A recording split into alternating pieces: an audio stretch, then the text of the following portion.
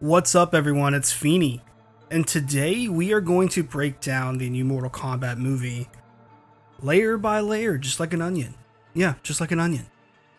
I did not expect a lot of good things out of the movie.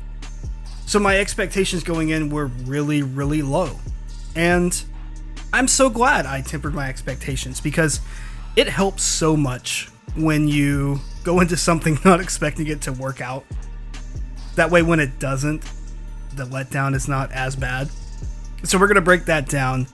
We're going to talk a little bit about the lore.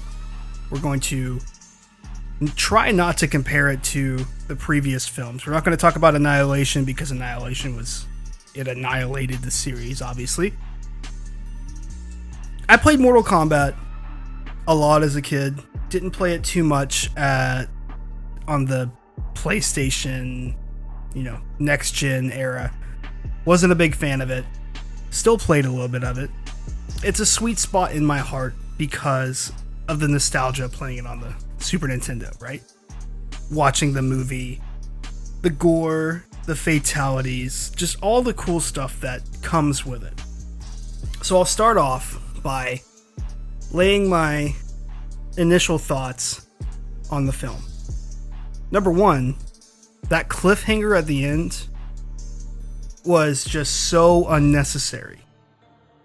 By the end of the film, I'm already wishing it was over. Like, I don't want to watch another 2 hours of poor writing, terrible acting, and just honestly some really cheesy CGI. So to me, this has the makings of an amazing show.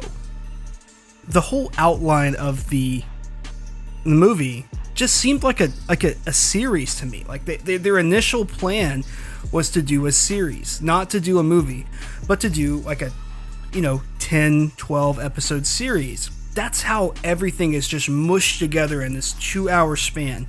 You just don't have enough time. I mean, the scene with Goro was so badass, but it was over in like 4 minutes. It was so stupid. I mean, it was just, and it wasn't Johnny Cage fighting him. Like, I get that. It wasn't, it was just, and this character, obviously, we focus, the whole focus is on this guy, and I get it. I really understand, the focus on this character, his bloodline of being basically Scorpion's great times 1,000 grandson or whatever. I get it. I get that. And he becomes his own character. That's cool.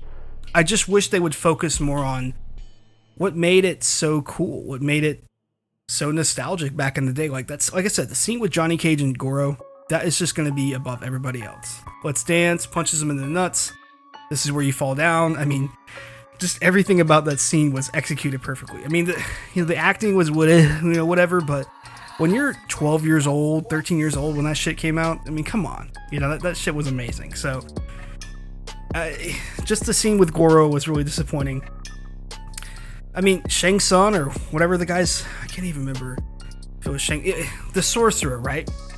Totally over the top and extra. Like, that guy was dressed to his best. Didn't do jack shit the whole movie almost until the end.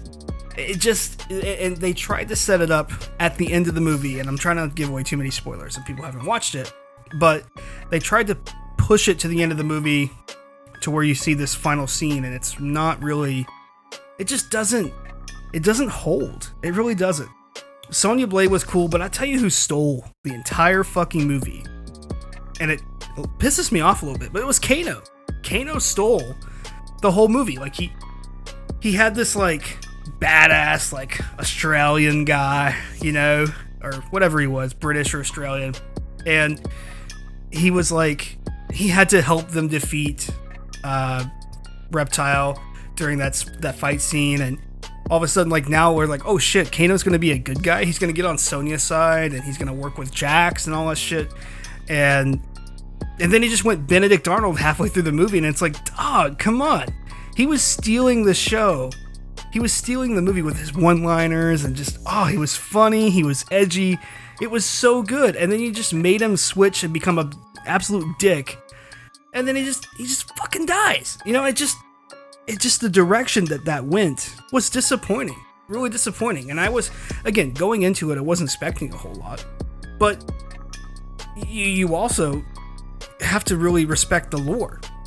And Kano, to be frank, in the first movie, didn't have a whole lot of extended scenes either. He got his ass fucking destroyed by Sonya. Neck cracked and all that shit. That was fucking amazing. We didn't get to see any of his special powers, obviously, in the first movie. So, you know, the what do they call it? The Archaea or whatever it's called. You know, focusing on the special powers and stuff like that's pretty cool. Sub-Zero absolutely stole the movie as well, which is I like it because they explore more of the ninja aspect to it, which is really cool. They went back in time and showed, you know, the original Scorpion fighting Sub-Zero's minions and shit. That was cool. You know, his family died and all that stuff. That was cool. They just spent like not enough time building it. There was not enough time building it. There was not enough time to support it. And then the most frustrating aspect was, this is Mortal Kombat, right? Earth's warriors fighting the complete badass, evil, powerful people from Annihilation, from slavery, from Outworld, right? You gotta win 10 tournaments in a row to take control of the realm of Earth. And it's like, we got our ass kicked in that little skirmish. Now we gotta fight harder. And then boom, we're at the tournament. And there's not really a tournament. It goes too quick. It goes too fast. It goes too wrong. And there's so much pushed in there. That's why, to me, I really feel like this was supposed to be a series. The writing was set up to be a series.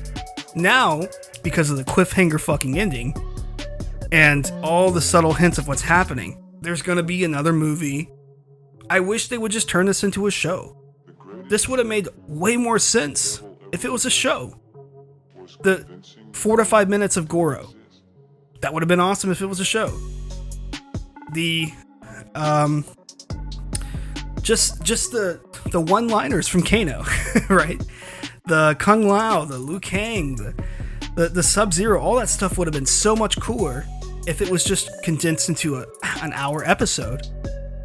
You would have gotten more out of it, I personally think. And you would have been expecting a whole lot more for the next episode. Like, holy shit, they came out swinging. What's going to be next week?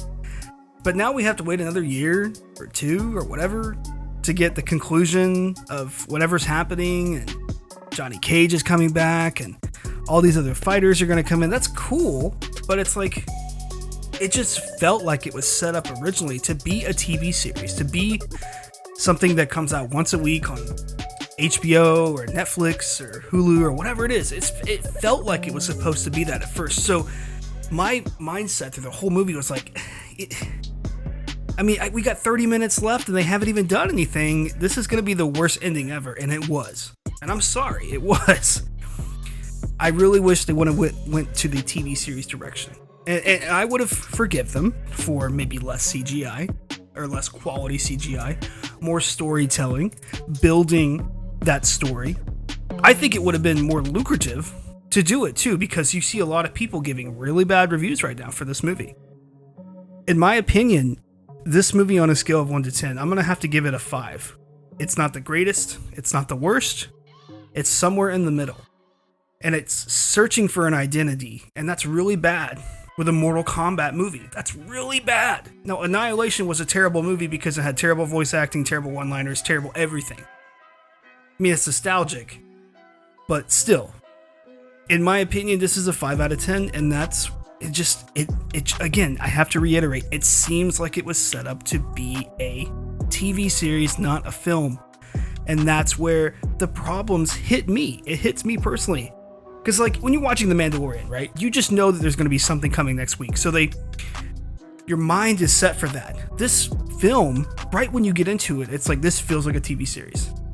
Just the camera scenes and everything, all the way down to the reading of the script, just feels like a TV series. And it feels like they didn't have enough time and they pushed this out the door. And I get it, but this is Mortal Kombat. We have been waiting 20 years almost. Almost 30, actually. When did that come out? 1995? 1995. It was almost 30 years. We've been waiting that long for another Mortal Kombat movie. We've had the video games, we've had the cool stuff in between, but we've been waiting this long for another Mortal Kombat movie. And I am highly disappointed. So again, 5 out of 10. Would love to know your guys' thoughts. To me, this next film better answer all of the questions. It better fit more lore and cool things into the story. Or it's just going to be another 5 out of 10. It's going to be a 3 or 4. It seems like a cash grab to me. That's the last thing I'll leave you guys with. This seemed like just a cash grab of our nostalgia. Thanks for watching. This is Feeney. I'll see you guys next time. Peace.